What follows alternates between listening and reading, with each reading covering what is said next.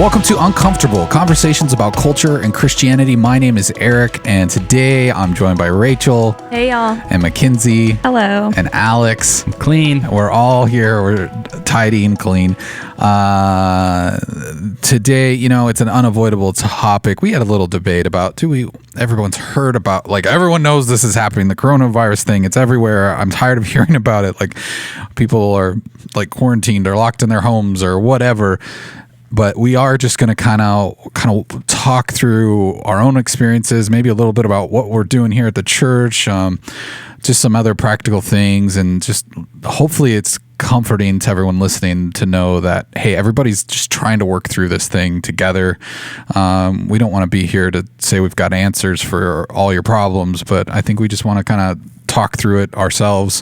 And just if you're not familiar how this podcast works, usually we record this on Wednesday and it comes out on Friday. So if you're listening to this on Friday and you're like, hey, why aren't you talking about, this crazy thing that happened? We're a couple days behind probably. So that's just a little warning. But without any further ado, how's everybody feeling? Are we doing okay? Everybody feeling all right?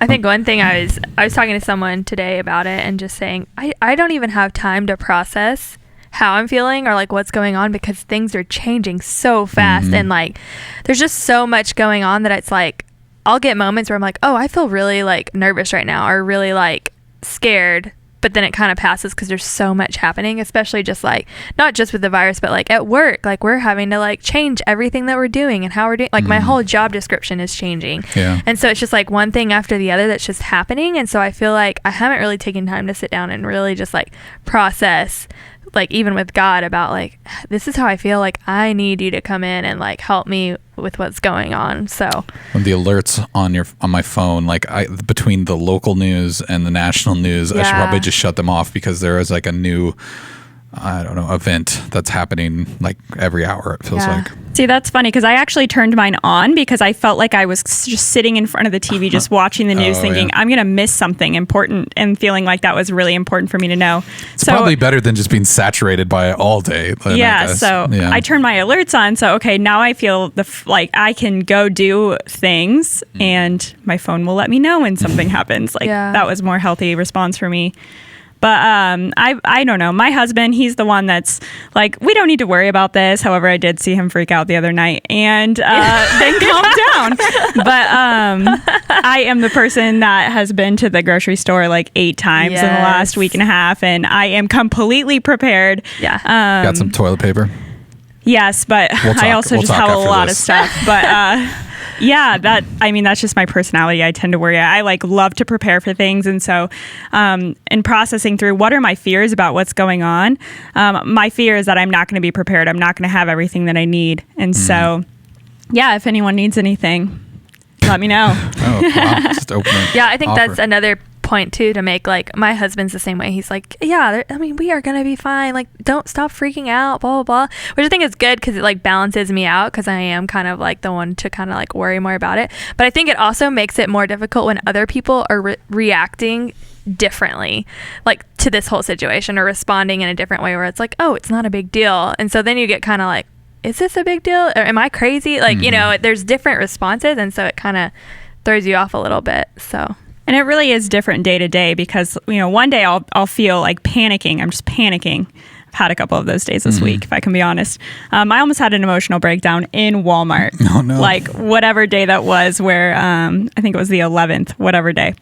When everything started closing, I almost had an emotional breakdown. But then the next day it was I started hanging out with people, not really paying attention to the news, felt like everything was fine. But then it definitely is a roller coaster because then there's times where I'm panicking again. Mm-hmm. So how about you, Alex? What do you think? He's just silent. He's rocking in the fetal position. I'm just in my feelings right now. No, overall, excited. There's definitely bummer parts of what's going on that make me sad and mostly it's for like experiences that I thought I was going to have or my kids were going to have that I feel the most sad. Like part of it's my daughter. She had surgery, cochlear implants a few weeks ago, and to get like a text that all of her in-home services for the foreseeable future are canceled, and then that we can't go into the doctor for her follow-ups. And those are all like big bummers because I'm feeling for her and like her development, and this is critical time in that. And then like telling my daughter her soccer season's canceled and she was super excited for it. So some of those like, and maybe trips that we had planned. I was supposed to be gone this weekend on a trip that I was looking forward to. And so those things are like bummers right now that are kind of sad, but I rebound pretty easily. Like I'm excited overall for what's happening and for some innovation and like feeling like I like rolling with the punches. I like innovating in this kind of stuff, and it's forced innovation in a lot of ways in my own life and at the church and having that hat on. And so overall like I'm excited for opportunity, and that's just my optimist kind of personality probably kicking in. So I feel like I'm of two minds all the time of the day, because I feel like I fall into your camp because I'll get really motivated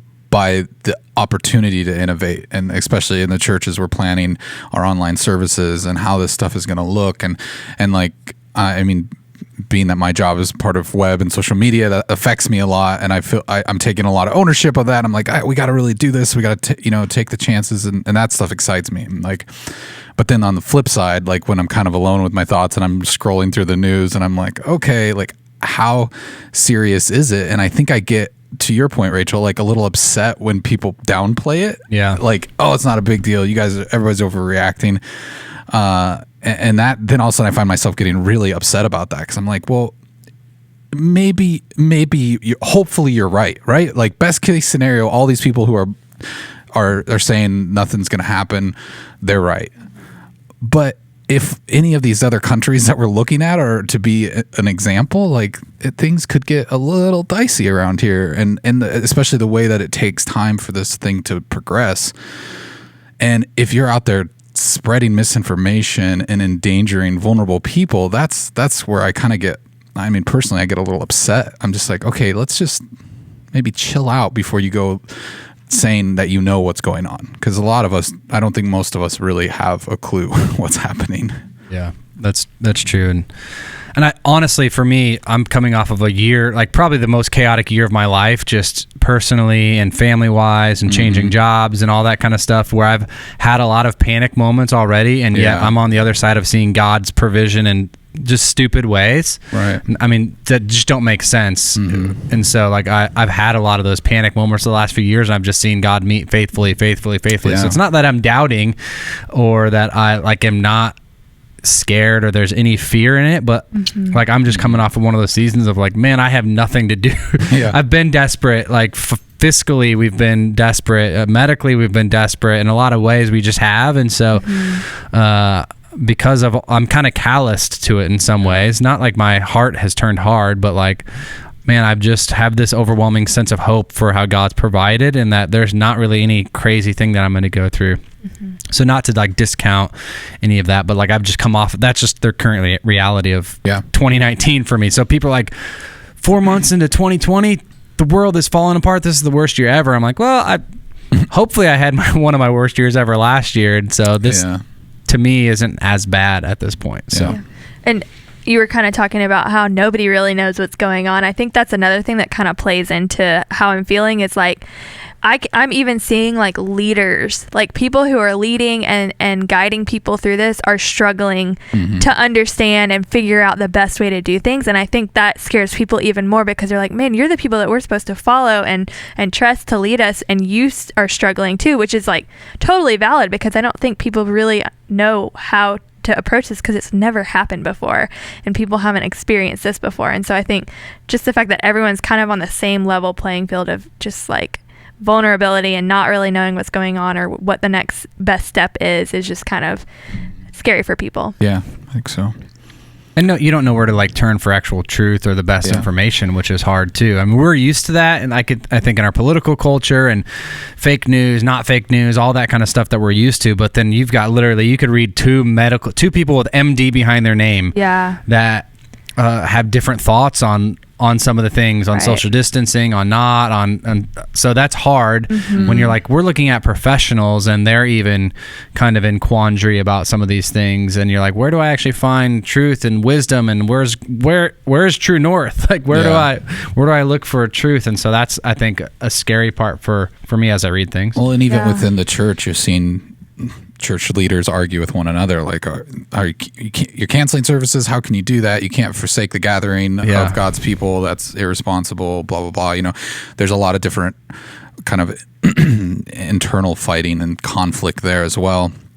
And people, I mean, it's a huge loss for people too, like the loss of community. There's grieving happening. Like there's just, I think of, you know, our senior community at the church, and like my heart just breaks for them, because I mean, they had so much connection throughout the week here at the church when they met, and like to just hear some of them talk now, they feel so isolated and alone. It's just, it's heart-wrenching. Like how do we keep them engaged, keep them connected and hopeful to, you know, once this stuff passes. But then the infighting is also not good, because you have, you know, I think the government, our local government and, you know, national government are giving us guidelines to follow.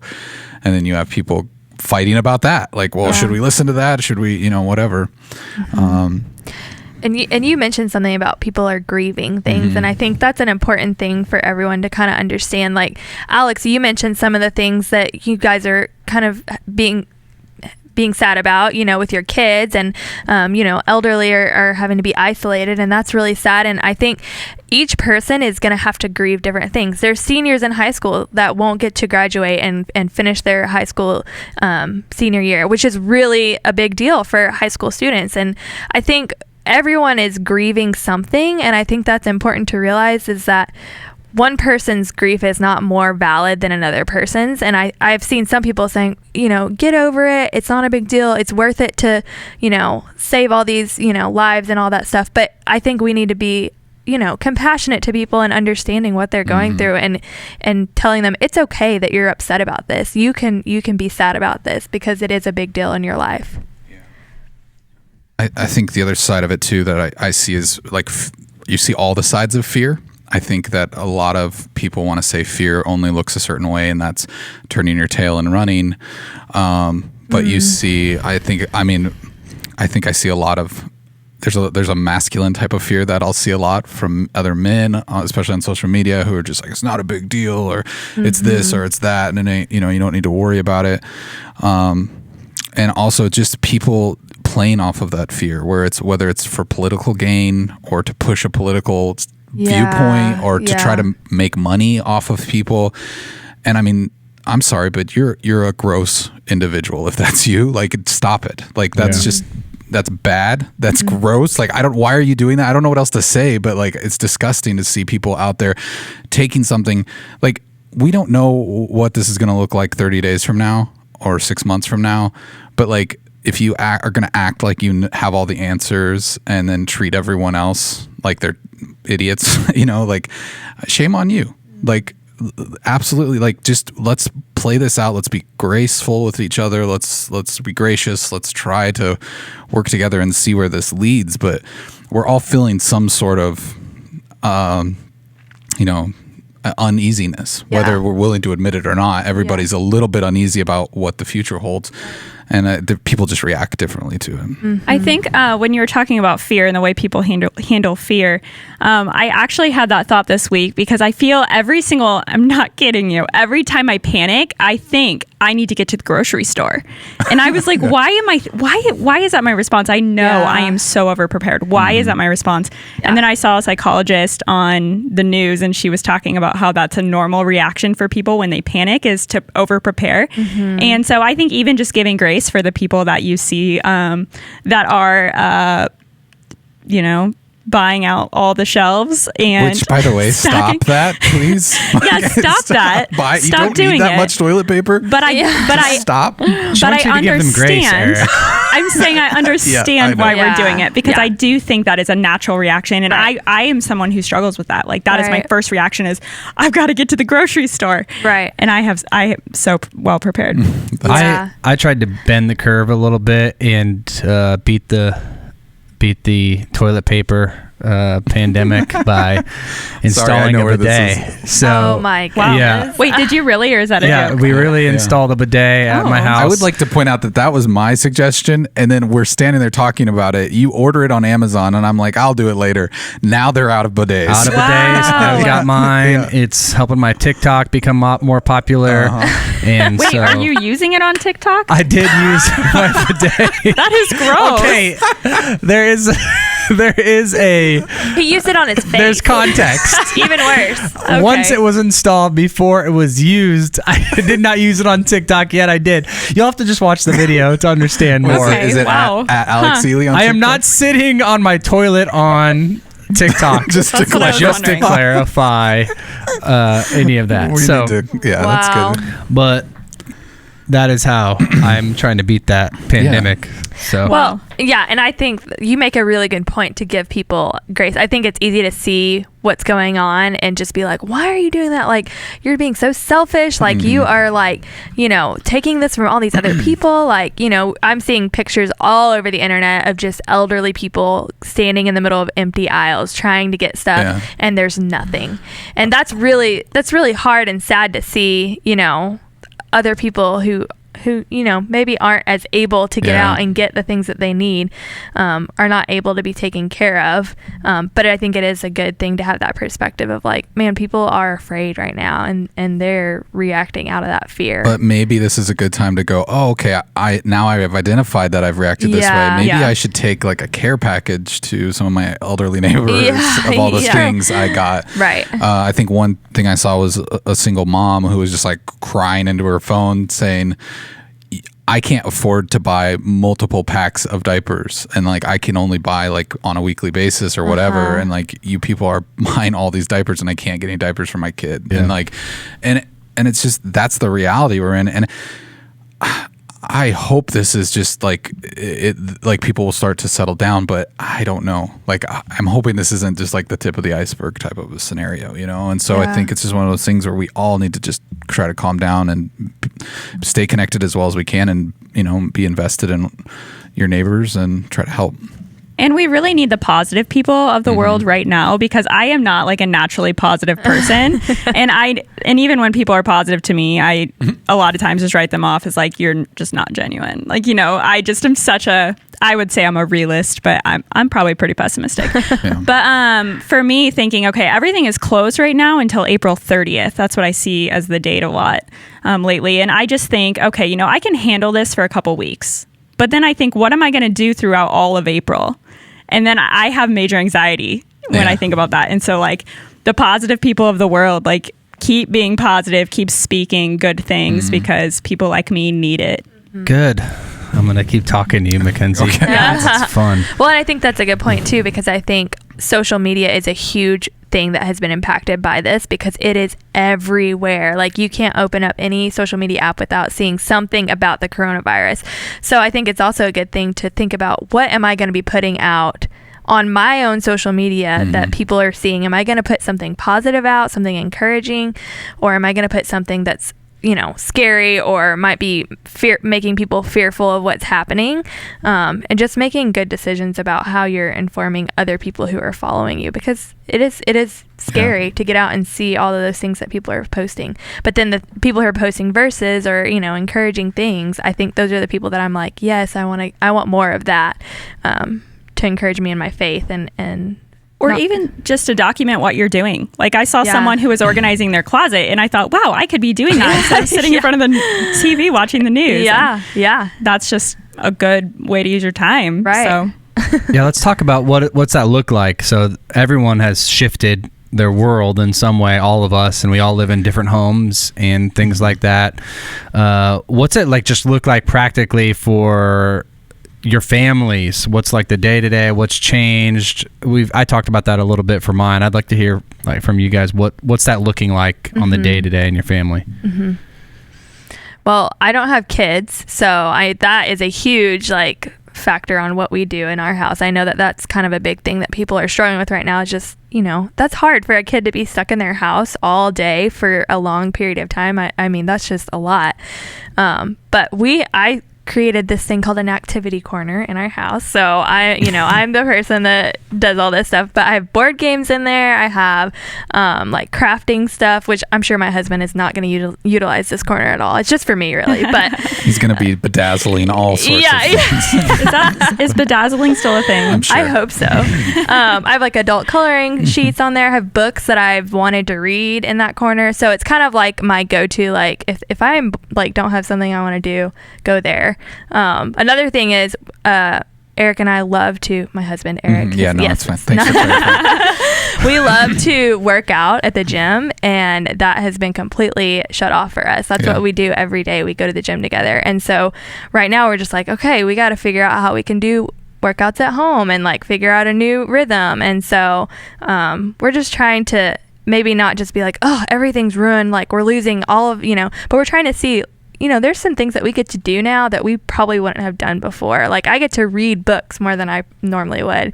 We get to be creative about what we're doing with our time. And that's kind of the positive outlook that we're trying to have on just kind of being stuck at home most of the time. Anyone else want to share? Eric, how's it going in Council Bluffs? Oh, thanks for pointing that out. We're pretty good over there. No, my wife, she works full time and she's at home right now. The company she works for, they're kind of testing working from home and that sort of thing. So it's one of those things where, she's like, hey, I see all these other moms who are being like super moms out there who are like, oh, we got all these days, all the activities planned for the activity kids corners in our house. Yeah, activity corners, like someone over here. And she's like, well, I don't have time to do that. And that's a reality of a working mom. And so, my kids they're doing good. They're, playing a lot of Minecraft, and my son's playing Fortnite, trying to get his battle pass up there. And the whole house is really looking forward to Animal Crossing coming out on the Nintendo Switch. I know I got someone in my corner over here. So Rachel's excited about that. So that's a good way to kill time on my list. I was like trying to think of like, even for myself, I was like, okay, how are some ways to relax? Because I will cope with the anxiety in different ways. Like either I'll just constantly be thinking about work stuff I could be doing or whatever, just to be busy. But how do I actually relax? And I just kind of put this note down and I was like, I need to just zone out and it's okay. Like I need to find something stupid to do that is, whether it's a dumb TV show or a video game or anything that's just a YouTube video that isn't about the coronavirus. Like just like allow yourself to have a little bit of vegetation time. And I think we really got to be okay with that, because we're just going to drive ourselves crazy if not. And then the other two notes I put, which are very contradictive, are don't feel pressured to be productive. And then the second one is do feel pressured to be productive. Because I think both of those are good. Like I think like in some ways it's like, don't stress out about like, oh, I should be using this time to do something productive. And but then on the flip side, like if you are doing nothing and you could be doing something productive, that isn't, do it. And people are starting to put out like online resources now that weren't available before that you can kind of engage in. Like Beth Moore just did like a live sermon last night and put it on Facebook for anyone to watch that wouldn't have normally been available for people. And so it's like, oh, that's awesome. Like I can engage in that. So just being aware that other people are starting to put content out, that you can engage in that normally you probably wouldn't be able to. Yeah, so good. Something that I've seen online that I think has been helpful for me is keep a routine. So like don't just put pants on in the morning. Like take a shower. But also like I mean, don't try to overschedule your day with all these activities and then you just are exhausted. I don't know if that's possible when you're home all day, but have a loose schedule. Okay, I'm gonna spend this much time doing this and then I'm gonna move on and I'm gonna do something else. And so that way you're doing things, you're in some sort of a routine, and that will help your anxiety to not dwell on all of the things you can't control in life. So that's good. Yeah. Yeah.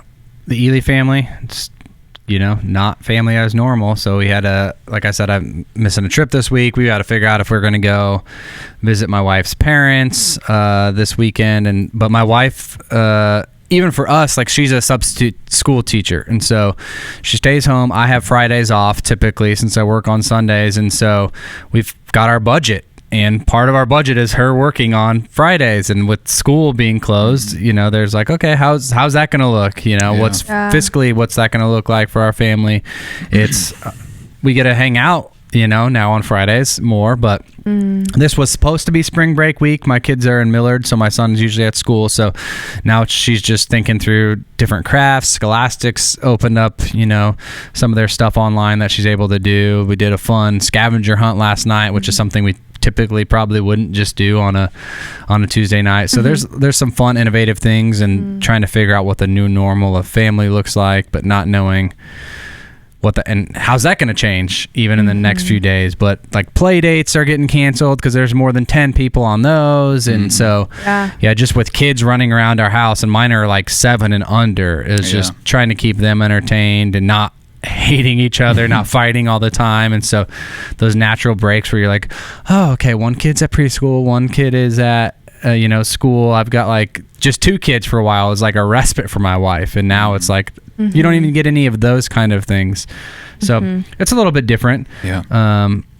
Things have changed here at the church obviously as well, like ministry wise, where we're just thinking through different ways of how our jobs look and how they work, and are we going to do this podcast every week? Are they going to say we can't come together? And so thinking through ministry has been different. Not luckily, but like I've been a part of the online platform and helping lead us in that way.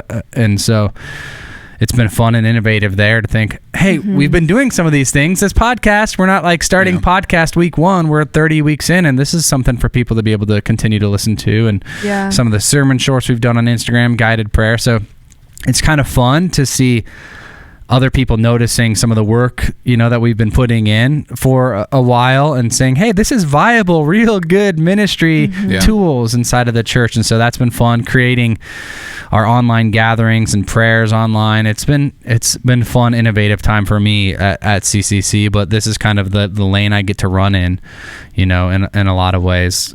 Some of the preaching that I was scheduled to do is on hold. So it's like, okay, what's Good Friday going to look like, and Easter and all that kind of stuff. So at work for me, some of it's ministry kind of as usual, but then that helping people learn, how do you gather? How do you teach people that don't even have a smartphone what Zoom is and Google Hangouts? And so that's been a fun, interesting process to be a part of. And so that's kind of like what ministry and work looks like for me.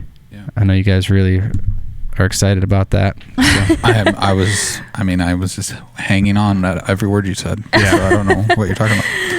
I think it's one of those things that it's like we said, it's changing so rapidly. We're all just kind of waiting to see what's next. Well, and I think Alex makes a good point. Like this virus isn't just a health thing anymore. Like it's not just affecting people's health anymore.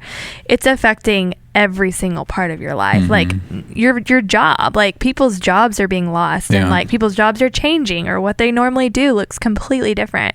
Or just the anxiety of, am I going to lose my job? Right. Right. I mean, that's in the back of everyone's head. And so it's just crazy because it's not just simply a virus that, we're trying to stop this virus, but it is really something bigger than that. And it's impacting people's finances and their jobs and their kids and their kids' education. And, it's affecting every single part of a person's life.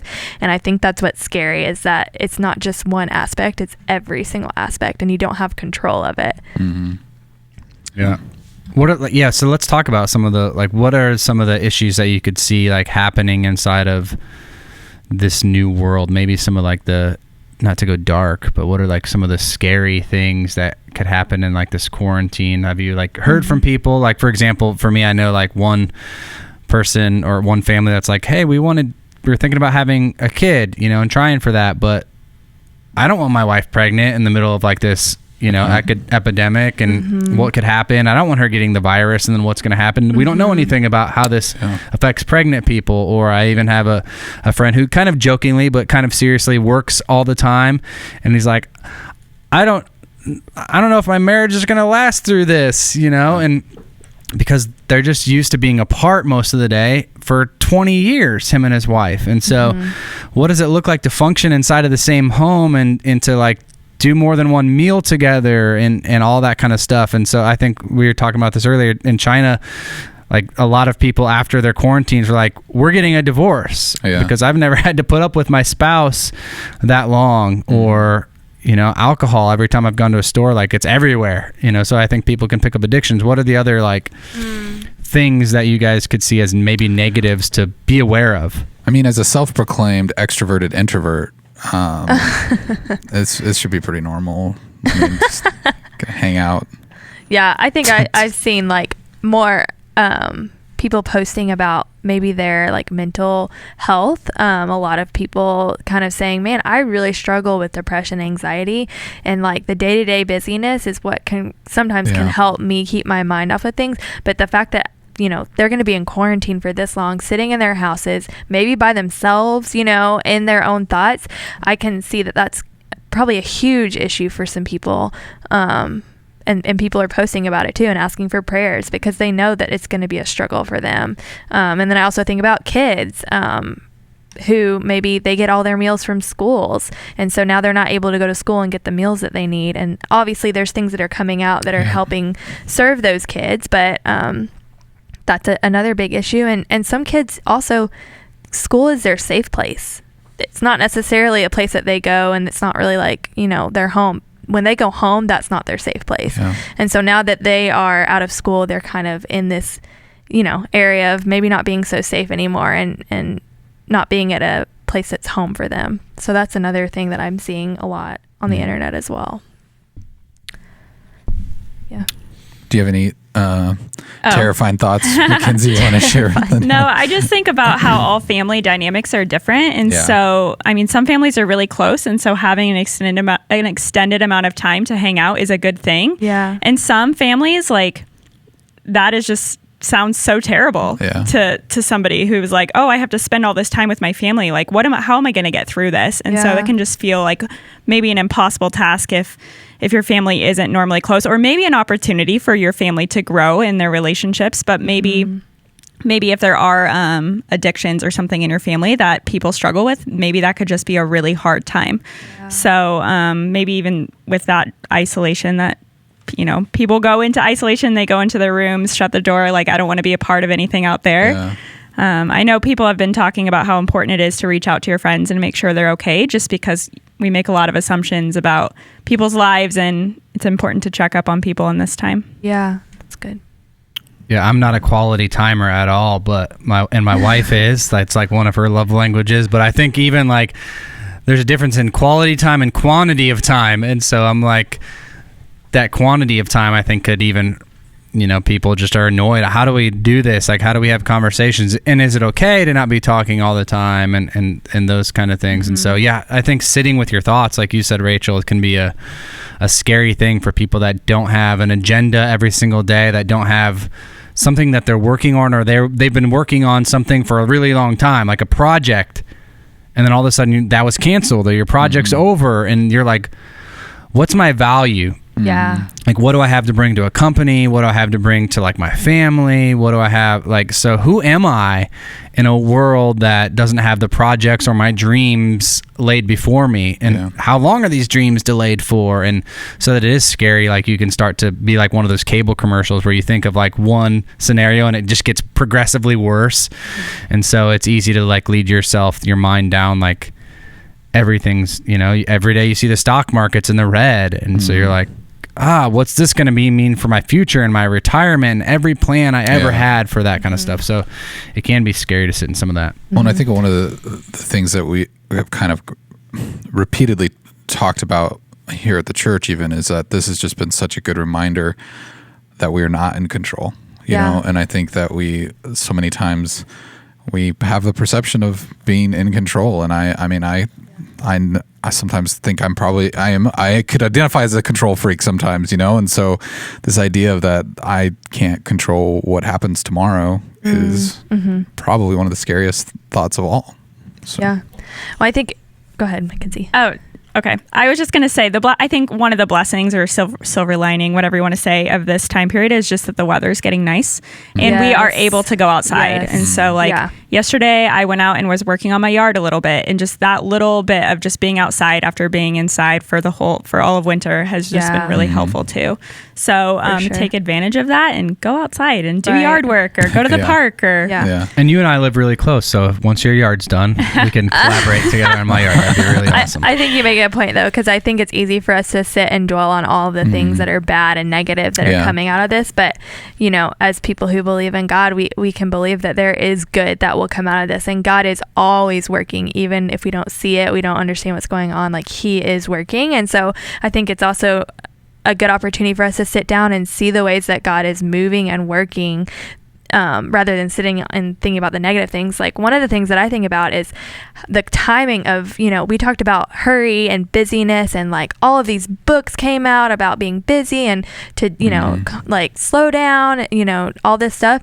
And now all of a sudden, everyone is forced to slow down and not be busy. Like, all of our schedules are cleared now. We don't have any excuse. We can't be busy, and we have to slow down. And so I feel like that's almost a blessing of being able to find maybe a different rhythm and come and just slow down and enjoy, the close relationships that I have, because I can't be around a ton of people. I can only be around a few people. And those are the closest relationships that I have. And so I get to, build those up and grow in that. And for parents to just, grow your relationship with your kids and be able to just spend that time discipling them and building in some new rhythms, maybe. I think there are a lot of awesome things that can come from this as well. Yeah. Well, you have to be intentional about it, because at the same time, everybody now is releasing all this new content too, know? So for some people, that's what we're going to do, is like, well, I didn't have anything to do. Now all of a sudden I have all these, I can watch Frozen 2, and I can have this new game that's coming out, and everybody's releasing their new content that was never out there before, and there's a huge win inside of that, which is awesome. But then we also still have to think through, how am I going to wade through that? Because we could also just refill it without proper, we can just take our busyness and then fill it with some other different numbing busyness, that's mindless. And so it goes into what Eric said earlier. It's like that it's okay to not be productive, but be productive. It's that walking that line of, okay, it's okay to not be productive and just binge on some things, but then also, no, don't let all of your time be there, because there's going to be more than ever ways to just sit at home and you could just watch new content for 8 hours straight, unlike any other time in history. So it's kind of a crazy thing there. Yeah, I think everyone's kind of their best, guy. They know themselves, right? So it's like, watch for those signs when you're kind of going off the deep end, but when you need to relax, and pay attention to it. I think we kind of touched on some of the way that we see how God can use this stuff for good, and I think we're just going to keep seeing things like that. I think that on the flip side of the dystopian, future that we could paint, we can also paint this future where we are going to see people who have been isolated for a while are going to be so desperate for community that when this thing is up, hopefully we see almost just this revival of people in the church wanting to be together, where now sometimes it's like, oh, okay, well, I have my journey group, or I have this or whatever, and it's just, you're kind of complacent about it. But I think you might see God kind of spark this new fire in people for being part of the community, actually living that out and not just being a catchphrase. Yeah, I saw it on our Nextdoor app, which is kind of a dumpster fire sometimes, of everyone hating on each other and ragging on the kid that drove too fast and all that kind of stuff. We did that Franklin thing where we partnered with Mission Church last week to provide meals for kids that typically, before the school systems have arranged something now, but to provide meals. And so I was like, I'm just going to put this on Nextdoor and see if any of my neighbors that are aware of this just want to come. And literally people I don't know came with bags to my house of food and canned food and stuff like that I sent it to my small group. And so literally I had a trunk full of stuff a lot of it from neighbors that I don't even know that I was able to meet because of this, and then gave to these kids because they just didn't know where. I had a lady just DM me like as a single mom who saw that, and she's like, I'm the inverse. Like I never thought I'd have to reach out, but like I work as a para out of school. I don't know what's going to happen because I'm not salaried, and I've got a special needs daughter, and like, I need some of the stuff that you're asking for. And so it's fun, like, to get to rally around her with some other people, and take my son last night and deliver this stuff to this gal. And so there's just different areas of hope that people are like a little bit more willing to give to, that are really fun. Yeah. We've had people reach out to the church that have never been involved in a journey group because they couldn't get involved in a journey group, and now we're putting more online groups, and they're like, I see hope, I see connection, I can do this now because I couldn't come on Sundays, and now I can come and I can be a part of this Zoom group, and so I'm excited for the ripples that are going to continue to happen, the great ministry that'll happen because of that, and just because of people's hearts being postured in different places, which is that lack of control thing. I think we realize it more as Americans. We are always in control, and always we have our freedom and all of these things, and now we're reconsidering that. And so that's, I think, actually a win for society. All right. So you mentioned people connecting. Maybe we can go around the table here with some pro tips on how people can connect through all this. If they're like, I don't know where to go. Where should I go? Anyone want to start? We'll draw straws. I mean, I know Alex has a whole bank of them. He's ready to spout off. So yeah. I mean, I think a huge thing for me right now is Facebook, which I never thought I would say that because I am not a Facebook person. I'm definitely an Instagram person, but Facebook is a great platform to actually connect and interact with people. And so I think that's a big one that I've already been getting involved. Groups specifically. Yes. Like getting involved in different groups, and which we do have a Christ Community Church Facebook group. Yes. So if you're not in that, that's probably like one of the best places for you to get started. And then we can kind of guide you to other groups from there. Yep. Yeah. And I think also like video calling people is going to be a huge thing that I utilize just with family and friends, and just being able to stay connected with people. And it might even make me more like connected with people that I wouldn't normally, connect with because, I just didn't think about it. But, people that I haven't been in touch with, being able to video call them, with some more free time, I think that would be something. I even think to your point, Alex, about the person who said they hadn't been able to connect, that might not, like, you think of physical limitations, but that might even just be the more of the introvert type person who's like, I didn't want to join a group because I didn't think I could handle the face-to-face interactions. Yeah. And this is a great opportunity for them to be like, oh, okay, I can be part of this community and not feel that pressure. For sure. I think just any sort of video chatting. Zoom is something that I use, a program. My birthday's coming up, and I was really bummed that I'm probably going to have to be like a shut-in for it. Yeah. So I was trying to think through just getting all of my friends on a Zoom chat and just having a little party, You just mail them all a slice of cake. Yeah.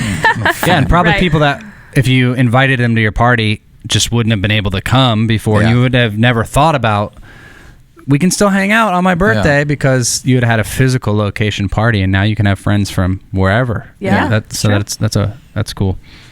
Eric, how about you? Some more pro tips from you? I think we mentioned a lot of them. I mean, there's Skype, there's Google Hangouts, there's groups. It's probably not a mystery to most people. I'm really into video games. I love that stuff. So I know there's Discord is a way for people to connect. That's a great way to do it. I've been debating whether we need to start a church Discord channel. So if you're listening to this and you think you would use that, let me know. We'll get on that. I mean, other than those obvious ones, I think that's it. Alex, I'm sure you've got a long list. You could still keep going, or we maybe stole them all from you. Yeah, you guys all stole them. No, I think it's good, and it like I said, it is fun that the church has been putting out content. We've been constantly saying for the last few years, like, we cannot just focus on the 1 hour a week service. We have to focus on the other 167 hours, and so we've been trying to push ourselves that way. And so we've had midweek sermons, sermon shorts. We've had guided prayer times over the last few weeks on our Instagram, and so if you just heard this week because you were desperate and looking for more content, we've got 30 other episodes of this of really good stuff. And I'm not just saying that because of us, but really pointed stuff and some experts and things like that have come in and shared it. And so it feels good in some ways to know that we've put out some really good quality content that has focused on this, and now people will be able to realize it, which is really fun. I think the last thing is just our faith. Obviously that's one of the advantages of being a Christian and a believer is like when we want to shake our fist at God and be like, you have no clue what it's like to live in this messy world that just is not cool and it's not the way I'm used to doing life. We're like, no, he's a savior that like left the comfort of heaven and came to dwell among messy people. And I think a lot of times in situations like this, one of the biggest learnings I had last year was I think when chaos happens in our lives and it's messy and we even think about our faith, like we want Jesus to be like helicopter Jesus, in the middle of our storms, that's going to come and fly in and let down that ladder that we're going to just climb up, and he's going to beam us up out of here. But Jesus like often wasn't like helicopter Jesus. He's like, no, I'm going to be with you in the middle of the storm, Jesus, And so we literally saw that with Peter and his friends as a storm was raging. He didn't come and say, I'm going to stop this instantly. He didn't stop like the waves and the craziness that was crashing when Peter was walking on water. It wasn't just like still water he was walking on. He was walking on crazy water. And Jesus is like, I'm not going to just remove all of this chaos and pain. I'm going to be with you in the middle of the storm. And so for me, that was one of the things that I clung to a lot last year and over the last year of my life is, man, Jesus is here. His presence is here. None of that has changed, and he wants to walk in the middle of this with us.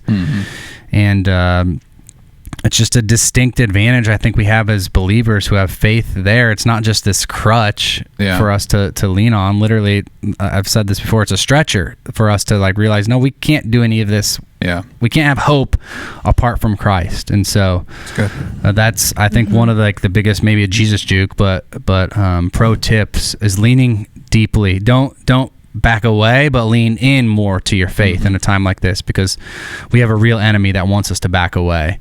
And I think it's one of those times to really lean in and ask Jesus hard questions and sit with the Spirit and listen in these moments. So I think like that's good for me to even hear too, because all of the things that you can put your hope in have been stripped away basically. And so where do you put your hope? You have to put your hope in Jesus, because if your hope was in money, if your hope was in health, if your hope was in, sports, security of your job, anything, I mean, that has all been stripped away from people. And so this is the time, for you to really trust in the Lord. And I think that's so important. Yeah. I think as we wrap this up, one thing people maybe kind of grasping with is like, what can I do? Like, how can I make a difference in all these trying times? I think prayer is one of those things, and I found this list and I thought this was really good, so I'm just going to spout these off for people if you're in your prayer time, and maybe these are some things you hadn't thought of or just need reminded of. But obviously pray for the church. That's the people, right?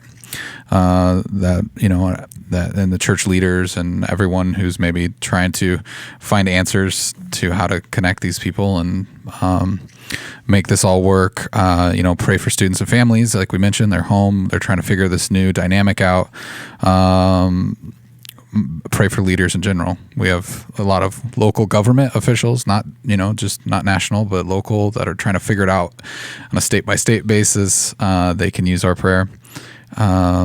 Obviously pray for the unemployed, the people that are losing their jobs throughout this all across the country, or potentially could lose their jobs, and pray for the vulnerable, people with, compromised immune systems, elderly, that sort of thing. One thing that we didn't really talk a lot about, and I think it's really worth remembering, is to pray for the healthcare workers, people who are in the hospitals, people who are dealing with these people who are sick, and they don't know what their schedules are going to ultimately look like. They don't know what their lives are going to be, if they're going to be turned upside down by trying to, if the healthcare system becomes overwhelmed by sick people. Like those someone really important to keep prayers. And obviously the sick. So as we keep hearing more and more cases even around us, like we need to pray for those people. So, hey, Alex, we don't normally do this, but I think with all the anxiousness, all the anxiety, I don't mean to spring us on you, but why don't we end this podcast in a prayer? Like, if you don't mind just leading us in something real quick from the heart. I can do that. God, you are good. doesn't always feel like that. And sometimes there's moments in our life where we have to consider our feelings. And when it comes to faith, sometimes it means our feelings don't always get a vote. And so, God, I just pray for all these things Eric mentioned for your church, that it would rise up. And we already know the promise that nothing's going to stop it. The gates of hell aren't going to stop it. So God, would we be able to collaborate, listen to your spirit really well, not try to lead kind of cool, fun things on our own, but would we follow your spirit in a time like this? God, for families, for healthcare workers, for people that are just freaking out. Their plans have been canceled. I think of, funerals and weddings and all of those things that are just going to look totally different over these next few times. People that are really grieving. And God, we pray that your spirit would just be present with them, be present with us. God, would you give us great moments of joy in the middle of suffering, that same peace that passes understanding, things that Paul talked about that might feel foreign to us. Would you just, through your spirit, give us those things in the midst of where we're not happy with how things are going? Would we have joy? Would you make our joy complete in moments like this, God? And so we cling to you. We don't have all the answers. Even by the end of this, things have probably changed, but one thing that hasn't changed is you. You are unmovable, unchangeable, and you're not surprised by this. You've got a sovereign hand in all of this, and so we're grateful for that. We're grateful in moments where we don't have the answers, that we have a God that does, and it might sound contrite or weird to just have a prayer around that, but God, we're banking this on you. Our souls are anchored in you, and so we pray this. Ask this in your holy, humble name. Amen. Amen. If anybody's watching this, listening to this, and you're feeling isolated, you need someone to contact you, or you need some help with something, the church is here to try to do what we can. So reach out to us on social media at CCC Omaha. You can message us through that. You can send us an email to this podcast. That's podcast@cccomaha.org. There's people here. We're all trying to figure out the best way to do that and to, empower people that we have here at the church to help. And so until next time, the world keeps changing at a rapid pace right now. So who knows where we'll be next week, but, stay tuned and we'll talk to you then.